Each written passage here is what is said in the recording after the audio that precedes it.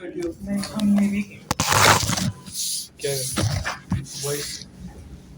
अच्छा यार, सीन ये है कि जो रिपीटर्स हैं वो एक दफ़ा पीएम में देख वो एसएसबी देख आए हैं, और जो जिन्होंने फ्रेश जाना है उनके लिए न्यू एक्सपीरियंस है। यहाँ जो भी बंदा आता है एसएसबी से होके आता है, फिर उसकी सुनो, क्योंकि एट द स्पॉट जाके आप लोगों को इतना टाइम नहीं मिलेगा कि तुम उसकी बातें वहाँ इम्प्लीमेंट कर सकोगे। तो जिसकी बात तुम यहाँ पे सुन रहे हो ना, उसको यहाँ पे ही पिक करो और यहाँ पे ही उससे सीखने की कोशिश करो, क्योंकि जब आप वहाँ जाके टेस्ट में बैठोगे आपको इतना टाइम नहीं होगा कि आप वहाँ पे सोचो, उसकी बात को इम्प्लीमेंट करो, या फिर उसकी बात लेकर आओ जहन में और लिखो कुछ। क्योंकि आप ज़्यादातर कहाँ पे काम कर सकते हो, साइकिल टेस्ट में। देखा होगा जब भी कोई एसएसबी से रिकमेंड होकर आता है वो सिर्फ बताता है कि इसके बारे में ज़्यादा साइकिल टेस्ट के बारे में बताता है, क्योंकि वो चीज़ है जिसमें सबकी खुलती है एक दफ़ा, और खुल के एक दफ़ा हाथ में आती है। जिसके साइकिल टेस्ट अच्छे होते हैं वो बकाया टेस्ट में खुद ब खुद परफॉर्म करता है। तुम्हारी एक एंड अच्छा जा रहा है तो तुम अगले एंड के लिए भी कोशिश करोगे। अगर तुम शुरू की रस्सी छोड़ दोगे तो तुम्हारे लिए आगे रस्सी पकड़ना मुश्किल हो जाता है। इसलिए जब भी कोई काम करता है ना, आगे ब्रीफिंग देता है और रोएगा अपने साइक टेस्ट को ही, मगर अगर मेरी नोट की वजह है तो साइक टेस्ट है, अगर मेरी रिकमेंड की वजह है तो साइक टेस्ट है। तो बेहतर यही है कि यहाँ पे जब साइक टेस्ट करवाए जाते हैं, बैठ करवाया जाता है, फिर सेंटेंस कंप्लीशन होती है, इनकी ज़्यादा से ज़्यादा प्रैक्टिस करो। जितनी प्रैक्टिस कर लोगे तुम्हें सेंटेंस बनाने में आसानी होगी, क्योंकि चीज़ें वही हैं जो यहाँ पे आ रही है वहाँ पे भी वही रिपीट हो रही है। ठीक है, अगर रट्टे लगा के जाओगे तो खुद फंसोगे। अगर खुद बनाने जुमले आते होंगे ना तो तुम्हारे लिए आसानी होगी। अब एक ही पेज के सेंटेंस कंप्लीशन की बात कर रहा हूँ। अगर तुमने एक जुमले बनाए हैं, 26 जुमले तुमने बनाए हैं, अगली दफ़ा बैठे हो तुम्हें सेम आ गए तो कोशिश करो जो पिछले बनाए थे वो ना लिखो, कोई नए जुमले लेकर आओ, ताकि तुम्हारे पास वैरायटी हो। जब वहाँ जाके बैठो तुम्हें सोचना ना पड़े कि इसमें मैं कौन से टाइप का जुमला डालूँ तो मेरे लिए आसानी हो। ठीक है, बकाया सेंटेंस कंप्लीशन, स्टोरी कंप्लीशन का तुम लोगों को पता है कि पूरी स्टोरी चाहिए होती है तुम्हें।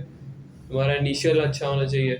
पहले तुम प्रॉब्लम बताओ मूवी के टाइप, जिस तरह मूवी में अगर कोई शुरू हो जाए और एंड हो जाए पता लगे मूवी में कुछ था ही नहीं। मूवी तभी मज़े की होती है जब उसके अंदर कोई पहले प्रॉब्लम बताई हो, फिर उसको प्रॉब्लम के लिए कोई हीरो आया, उसने बचाया हो, कोई एफर्ट्स किए हो, एंड फिर हैप्पी एंडिंग ही अच्छी लगती है। कभी किसी ने सैड एंडिंग नहीं देखी क्योंकि सीरीज तो चल नहीं रही होती वहाँ पे। तो इसी तरह जब तुमने स्टोरी लिखनी है पहले उसकी प्रॉब्लम को डिफाइन करना है।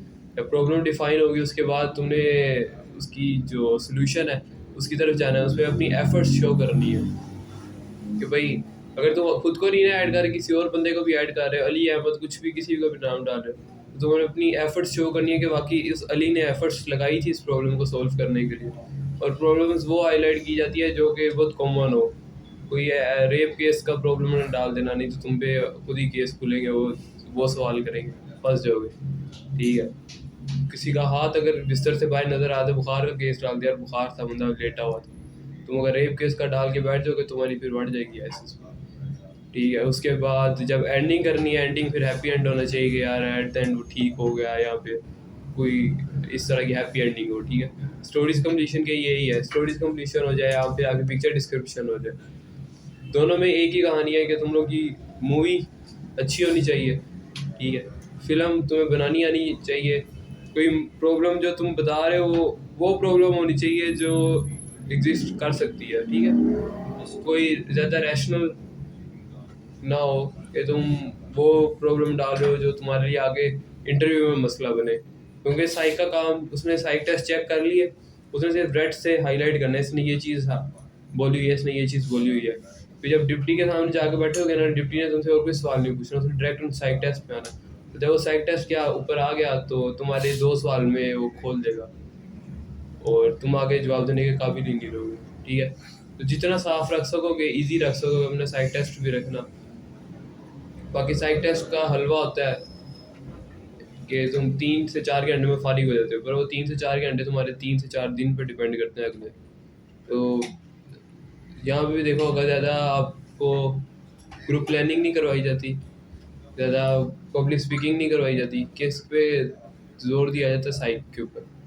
साइक बेहतरीन है तो आगे काम बेहतरीन जाएगा तुम्हारा। ठीक है, जीटीओ के टास्क पे आ जाओ तो जीटीओ की पहले होती है पब्लिक स्पीकिंग। पब्लिक स्पीकिंग के लिए यही है कि तुम लोग अखबार पढ़ रहे हो, बुक्स पढ़ रहे हो। बुक से बेहतर है अखबार पढ़ लो कुछ दिन, जब तक आईएसएसपी नहीं है। कोई और जो अखबार पढ़ता हो, कौन सा पढ़ रहे हो? नेशन द न्यूज़ जो कोई और, कोई भी नहीं पढ़ा अखबार यार? इंग्लिश का अखबार पकड़ लो, एक पकड़ लिया करो, 2-3 दिन लगा लिया करो उसके ऊपर, ठीक है। उसके ओपिनियंस के सेक्शन पढ़ लो, उसके बाद एडिटोरियल्स होते हैं उसके अंदर लिखे, वो पढ़ लो। फिर न्यूज़ के ऊपर बेशक ना जाओ, स्पोर्ट्स के ऊपर ना जाओ, बस ओपिनियन और एडिटोरियल पूरे पूरे पढ़ लिया करो। उससे एक चीज़ होगी कि आपकी एक तो इंग्लिश बेहतर हो जाएगी, फ्लुएंसी आ जाएगी इंग्लिश के अंदर। तीसरी चीज़ आपके पास कुछ नॉलेज आ जाएगा, क्योंकि जो ओपिनियन या एडिटोरियल होते हैं वो किसी एक प्रॉब्लम के ऊपर लिखे होते हैं। और जो आपके एसएसबी के अंदर आती है पब्लिक स्पीकिंग के टॉपिक्स, वो भी उन्हीं प्रॉब्लम्स के गिर्द रिवॉल्व कर रहे होते हैं।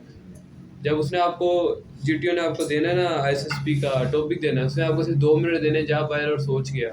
2 मिनट के अंदर आप कोई तीसरी, आप प्रोफेसर तो हो नहीं जो सोच लोगे, उधर आगे 5-6 मिनट बोल लोगे या फिर जवाब दे दोगे। इसलिए आपको प्रीवियस नॉलेज होना ज़रूरी है। प्रीवियस नॉलेज कहाँ से आएगा यार? अखबार के जो ओपिनियंस और एडिटोरियल्स हैं वो पढ़ लो, ठीक है। क्योंकि बेसिक जो क्वेश्चंस होते हैं वो वही होते हैं उनके पास, जो आपकी करंट मुआशरे की प्रॉब्लम्स चल रही होती है, ठीक है। उसके बाद आती है ग्रुप प्लानिंग। ग्रुप प्लानिंग आपकी इजी है, उसको एक दफ़ा समझ लो जब वो बता रहा है, ठीक है। उस चीज़ पे ना रहना कि यार ये कागज़ पे भी लिखी हुई आएगी हमारे पास। कागज़ पे अक्सर आती है वो कुछ और लिखा होता है, जो उसने बताया होता है वो कुछ और होता है। इंसान जीटीओ वही डिमांड करता है जो उसने बताया होता है। अगर तुम उसके बताया हुए कोई दोबारा उसके रीअनाउंस कर दोगे ना, वो खुश हो जाएगा। अगर तुम कागज़ के ऊपर डिपेंड करोगे ना, तो वो कभी भी तुम्हारी नहीं सुनेगा और तुम्हें वहाँ पे कहेगा ठीक है मुझे पता लग गया इसका इंटेलेक्चुअल लेवल क्या है, इसकी लिसनिंग एबिलिटीज़ कितनी है, ठीक है। ये सारा इसका रोल होता है कि आप सोच कितना रहे हो और इस पर अमल कितना कर रहे हो। उसके बाद जीडीओ का टास्क होता है ग्रुप टास्क। ग्रुप टास्क के अंदर अक्सर होता है, देखा था कि मैंने अपने ग्रुप में भी देखा था कि लोग परफॉर्म करना चाह रहे थे पर वो ग्रुप से अलग होकर परफॉर्म करना चाहते थे। जब ग्रुप टास्क है तो तुम अलग होकर कैसे परफॉर्म करोगे, ठीक है। तो बेहतर यही है कि तुम अपने ग्रुप के साथ मिलकर परफॉर्म करो। अगर आगे आगे नहीं जा पा रहे तो कुछ अपना ऐसी जगह पे जाकर बैठोगे तुम लोगों को पास करवा रहे हो, तुम्हारी एफर्ट्स नज़र आ रही है, साफ वाज़ेह नज़र आ रही है। फिर तुम जब एफर्ट्स करो तो ये ना लगे कि यार तो बाकी तो जीटीओ को दिखाने के लिए एफर्ट्स कर रहे हो। तो क्योंकि ऐसे पॉइंट पे आप जाके बैठ सकते हो जहाँ से तुम लोगों ने लोगों को पास करवाना है, जैसे हाथ पकड़ के पास करवा रहे हो, ठीक है। अब मैं एक पॉइंट पे खड़ा हो जाऊँ और उस पॉइंट से आगे पता है कि बंदा आराम से छलांग लगा के निकल जाएगा, वहाँ पे मैं हाथ पकड़ के क्या खड़ा कर रहा हूँ, ठीक है। ऐसे बेवकूफ़ी है। तो ऐसे पॉइंट्स पे जाके खड़े हो, अगर आपकी वो पार्टिसिपेशन नहीं आ रही या फिर अगर पार्टिसिपेशन आ भी रही है तो उसको प्रॉपर एक पैसेज बनाओ लोगों के लिए, ठीक है। ताकि अगर तुम खुद पीछे भी रह जाओ ना, पर जीटीओ को पता हाँ इसने पैसेज बनाया था तो लोग इस पे चल के आगे गए, ठीक है। उसके बाद तुम्हारा ऑब्स्टेकल्स है। ऑब्स्टेकल्स सीन ये होता है कि यार लड़के अक्सर पहले रोप को जाके लग जाते हैं। मैंने भी रोप की थी, मुझे आती थी, मैंने कर ली थी। रोप करते हैं यहाँ पे की होती है तो वहाँ जाके हो जाती है। अगर नहीं आती तो भाई क्यों उधर से शुरू करें। उसने तो दरमियान में सर्कल बना होता है, साइड पे सारे ऑब्स्टेकल्स होते हैं, दरमियान में सर्कल बना होता है जहाँ से स्टार्ट करना है, और वो तुम्हें कहता है जिस तरफ मर्जी मूव कर लो, ठीक है। जो करीब तरीन होता है तुम उसको जाके शुरू कर सकते हो। तो मेरी बार ये था कि मेरे करीब 4 थे ऑब्स्टेकल्स, तो मैंने रोप चूज़ की थी क्योंकि मुझे रोप आती थी। वो मैंने 3-4 सेकंड 5 सेकंड में रोप करके मैं नीचे उतर गया था। तुम लोग यहाँ रोप एक दफ़ा कर लेना, क्योंकि अक्सर वो जज करते हैं रोप के ऊपर कि यार, क्योंकि ऊपर से आप लोगों ने जब घूमना है ना रोप के ऊपर जाके, तो वो देख लेते हैं कि यार इसके अंदर एबिलिटी है डर पे काबू पाने की कि नहीं है, क्योंकि रोप सारी डर के ऊपर आती है।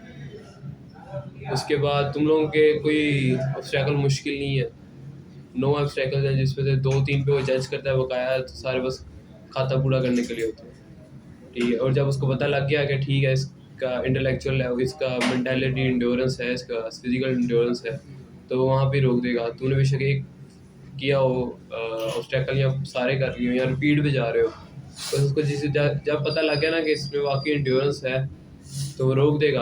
और जब पता लग जाए कि भाई फट्टू इंसान है, इसकी फट रही है, स्ट्रगल देख के भी कर रहा है पर फट रही है, तो फ़ायदा कुछ भी नहीं है।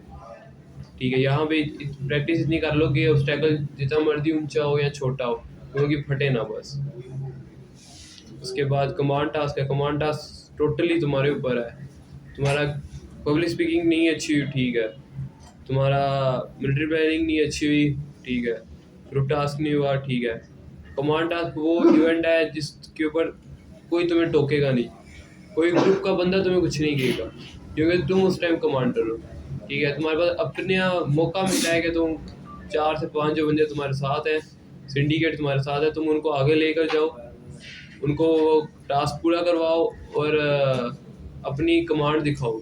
ठीक है, वहाँ जीटीओ भी स्पेशल तुम्हारे लिए खड़ा होगा। अगर तो तुम अपना कमांड टास्क बहुत बेहतर कर जाओगे तो जीटीओ की नज़रों में आ जाओगे, क्योंकि जो आपकी री ऑब्स्टेकल्स हैं वो री हो जाते हैं, कमांड टास्क भी री हो जाता है। वो उस टाइम होता है जब जीटीओ खुश ना हो।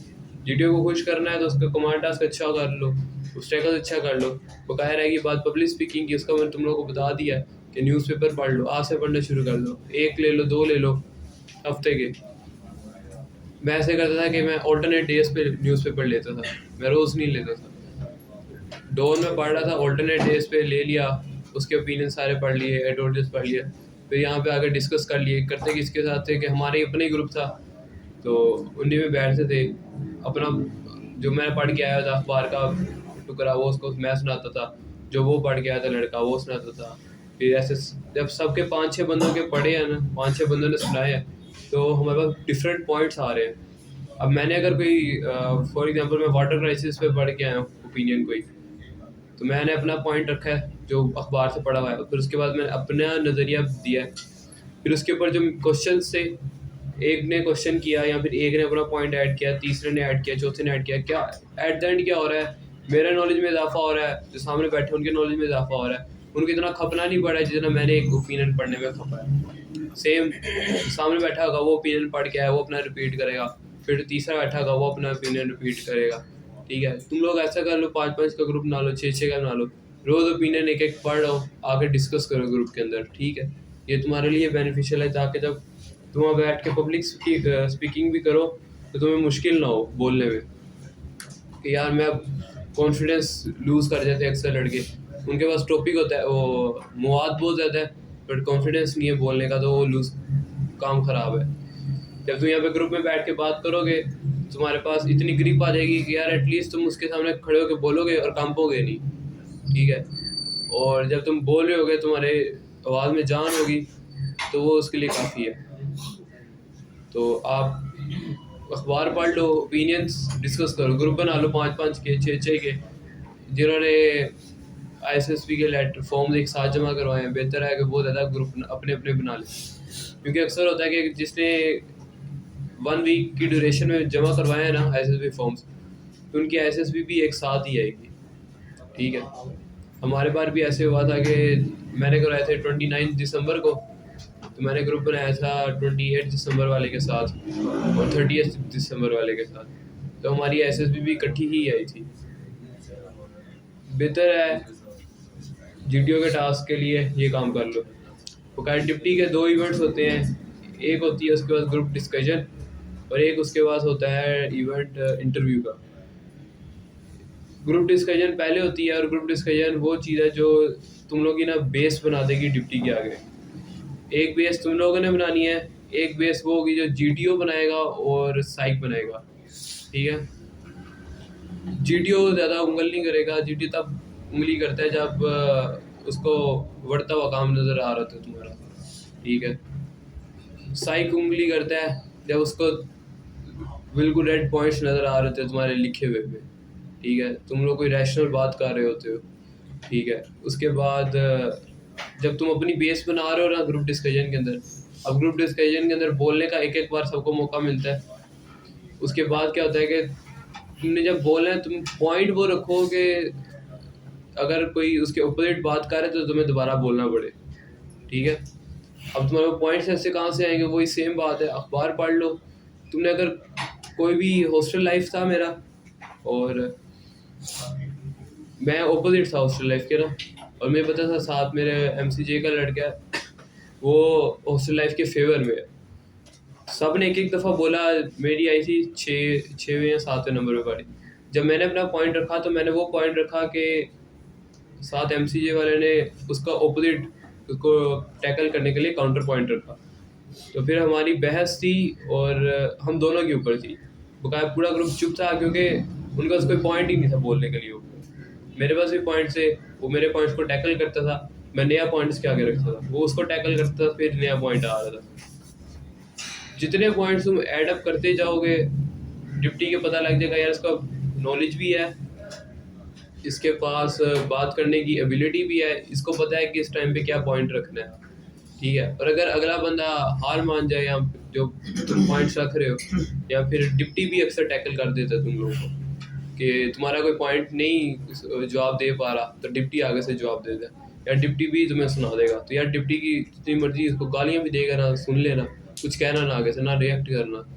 रिएक्ट इन अ सेंस के उसने मुझे बहुत बिस्त किया था वहाँ बैठे बैठे। और उसके बाद मेरा इंटरव्यू था और पूरा ग्रुप किसी को नहीं उसने कुछ कहा, मुझे उसने बहुत बिस्त किया था।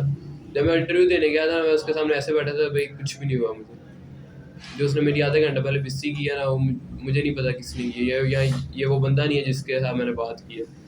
जब इंटरव्यू दे रहा था तब भी उसने मुझे बड़ी बातें सुनाई थी, मैं तब भी सुन रहा था। और मैं सिर्फ इस बात पे बैठा हुआ था कि अगर मैंने इसको यहाँ पे रिएक्ट कर दिया ना, या फिर मैं इसको शो कराया कि भाई तेरी बिस्ती से मुझे फ़र्क पड़ रहा है, तो मेरे लिए मसला है। उसने मेरी बिस्ती की और मैं सुन रहा था और रिएक्ट नहीं कर रहा था। बिस्ती वो होती है कि तुम लोगों को मुंह से गालियाँ देने लग पड़े ना, वो बिस्ती नहीं होती, ठीक है। वो मुंह से गालियाँ दे रहा है तो तुम रिएक्ट कर सकते हो, सर अब्यूज़ ना करें, या फिर आप कोई और काम कर सकते हो। लेकिन अगर वो तुम्हें ऐसे पॉइंट्स पे उठा रहा है कि मेरे पास ड्राइविंग लाइसेंस नहीं था और उसने मेरे ड्राइविंग लाइसेंस पे बिस्ती की थी, ठीक है भाई, बनती है तेरी इस बात में बिस्ती करना, और मैं उसको उठ के जवाब देने लग पड़ूँ कि नहीं ये वो बेंचो, तू क्यों मुझे बिस्ती कर रहा है, तो होता कौन है मुझे कुछ कहने वाला, नहीं ये नहीं चलेगा, ठीक है। वहाँ पॉइंट्स देख लेना, मूवमेंट्स देख लेना, और जो तुम लोग का नेचुरल निकल रहा होगा ना वो रखना, कोई आर्टिफिशियल बिहेवियर ना बना के जाना है। फॉर एग्जांपल वहाँ लड़का था पठान, उसको बड़ा समझाया, नहीं यार तुझे कुछ नहीं है, अच्छा, उसको ना बड़ा समझाया हमने कि यार चिल रह, तुझे कुछ नहीं कहेंगे ना। नहीं वो मेरे से मलाला, पता नहीं मलाला यूसुफ से कौन है उनकी, उसके बारे में पूछेंगे तो मेरे से इसके बारे में पूछेंगे। मैं कहा जब पूछेंगे तो बता दी, कहता नहीं उसके बारे में बड़े सवाल करते हैं, गंदे गंदे सवाल करते हैं। मैंने कहा ठीक है जितने होंगे जवाब दे ही जाए, बकाया छोड़ दी। अंदर गया, उसका सेम हुआ है, उसने सवाल पूछा है, तीसरे सवाल पे उसने मलाला को गाली दे दी है, प्रॉपर गाली दी है। वो तप गया पठान, फायदा भाई तुझे थोड़ी कुछ कह रहा है, उसको कह रहा है ठीक है तू भी उसके साथ में होके दे ही जा जितनी मर्जी, तुझे थोड़ी कुछ कह रहा है, जब तुझे कुछ कहेगा देखी जाएगी। तो ये सीन होता है यार, तुम लोग अब अगर खुद जाओगे ना अंदर ज़्यादा बेहतर है, किसी की परछाई लेके जाओगे ना तुम लोग बढ़ जाओगे, तो तुम लोग का रियल है ना वो लेके जाना अंदर, क्योंकि हर बंदा झूठ को टैकल नहीं कर सकता, ठीक है। तुम एक जगह पे एक झूठ बोल आए हो, अब तुम्हें उसको कवर करना अगर आता है तो बेहतर है, तब लिखो झूठ या बोलो झूठ। अगर तुम कवर नहीं कर सकते तो तुम्हारे वो झूठ लिखा हुआ या बोला हुआ तुम्हें फंसा देगा, ठीक है। हम बड़े बड़े बंदे देखे हैं जो झूठ बोलते हैं पर पकड़े जाते हैं।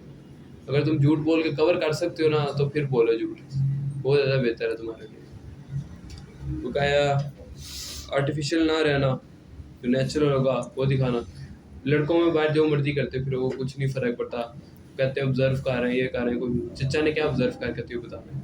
जो GTO ने टास्क दिए हैं वो जो साइक ने करवाए हैं वो काफ़ी है तुम्हें ऑब्जर्व करने के लिए, ठीक है। बाहर जितनी मर्जी मस्ती करो कोई कुछ नहीं कहेगा, पर जब टास्क इवेंट पे जा रहे हो उसमें सीरियस हो के जाओ, पता लगेगा यार बंदा आया परफॉर्म करके गया। ये हिसाब लगा लेना कि अपनी यहाँ पे जो मेहनत की है ना, महीना कर 1.5 कर, इसको वहाँ जाके फल लेकर आना, बगैर फल लिए वापस ना आना। क्योंकि जब आप एक दफ़ा नोट हो जाते हो ना उसके बाद आपका बर्डन होता है, आप बर्डन को उतारने के लिए आप दोबारा ISSB देते हो, और जब आप दोबारा देते हो तो फिर वो आप उस तरीके से परफॉर्म नहीं कर सकते जो आप पहली फ्रेश पे जाते हो। अक्सर लोग फ्रेशर्स होते हैं, वो जाते हैं, वो इस सोच के साथ जाते हैं कि यार ठीक है, अगर नहीं होगी तो हम अगली दफ़ा आ जाएंगे, पर जब अगली दफ़ा आएंगे तो उनको प्रेशर ज़्यादा होता है। तो बेहतर यही है कि अपनी पहली ट्राई में निकल जाना। अगर पहली ट्राई में निकल जाओगे तो बेहतर है। कीवर्ड वही है जो पहली दफ़ा में निकल जाए, ठीक है। शादी भी दूसरी दफ़ा करने जाओ तो फंस जाता है बंदा, ठीक है। शादी वही है जो तुम लोग एक दफ़ा कर लोगे, ISS भी वही है जो एक दफ़ा हो जाएगी। सेकंड टाइम पे तुम्हें एक अलहदा प्राइवेट साइक हाई करना पड़ेगा कि यार जो मुझे पहले डिप्रेशन से निकाले, जो मेरी नर्व्स पे काबू करवाए, और जब मैं उधर जाऊं और वो मुझे परफॉर्म करने में मदद करवाए। इसीलिए पहली दफ़ा में इतनी जान मार देना कि दूसरी दफ़ा जाने का ख्वाब भी ना सोचना पड़े, ठीक है। और बकाया जो रिपीटर्स हैं भाई, ठंडा हाथ रखो, अपने काबू रखना, जब वहाँ साइंस के टेस्ट पे बैठो। ये मत सोचना कि यार हम लोग दोबारा आए हैं, हम लोग यहाँ के मम्मी डैडी, वो यहाँ के पापा लगे हुए हैं, वो साइक तुम्हारा पापा है, उसने फिर जब अपनी कहानी खोली तुम फंस जाओ, ठीक है। ना ही किसी को जाके वहाँ मशवरे देना कि यार फ्रेशर को, क्योंकि जब मैं गया था मुझे बड़े लोगों ने मशवरे दिए थे, और मेरी आदत थी मैं एक तरफ से सुनता था, दूसरी तरफ से निकाल देता था। मैं कहता था ठीक है भाई, तूने कह दिया ठीक है, होगा ऐसे ही होगा। पर जब मैंने अंदर जाना है, मैंने परफॉर्म वही करना है जो मुझे अपना दिल करेगा। तुम लोगों के साथ भी यही होगा, वहाँ पे बड़े लड़के कहेंगे, खास तौर पर अगर गुजरांवाले जाओगे, कि यार यहाँ का रिपीटर से तुम्हें बताएंगे जिगजैग बहुत पागल है, तो वो बंदे गिरते हैं, हड्डी टूट जाती है, पाँव मुड़ जाते हैं, कुछ भी नहीं हुआ। मैंने जब जिगजैग किया था मैंने ऊपर से छलांग मारी थी, मेरे पाँव सलामत थे, मैं देख पिए में जाके बैठा हूँ, कुछ भी नहीं हुआ, ठीक है। तो सुनी सुनाई बातों पे ना रहना, वही परफॉर्म करना जो यहाँ पे कर रहे हो, जिसके लिए आए हो, जो मकसद लेकर आए हो। बाकी ISS भी यही है। नेवी वाले भी आपके साथ ही हैं? हाँ, नेवी वाले इस इनके साथ नहीं है 151 154 के साथ है नेवी वाले, पर सीन ये होता है कि कंपनी के अंदर है,